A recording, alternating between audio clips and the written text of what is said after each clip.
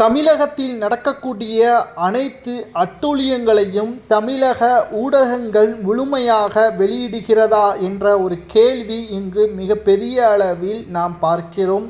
அதை பூர்த்தி செய்வதற்கும் உண்மையை உடனுக்குடனாக தெரிவிப்பதற்கும் தளபதி விஜய் அவர்கள் தொடங்க உள்ள புதிய தொலைக்காட்சி ஒட்டுமொத்த தமிழக மக்களின் உரிமையாக இந்த சேனல் இருக்கிறோம் என்றும் தற்பொழுது அதிரடியான அறிக்கை ஒன்று வர உள்ளது.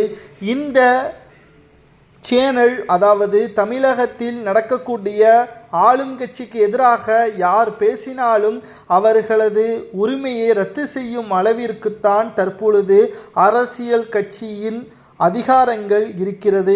அதை உடைப்பதற்கும் விஜய் அவர்கள் நேரடியாக களத்தில் இறங்கி தற்பொழுது உண்மையை உடனுக்குடன் கொண்டு வருவதற்காக புதிய நியூஸ் சேனல் ஒன்றை தொடங்க உள்ளார்.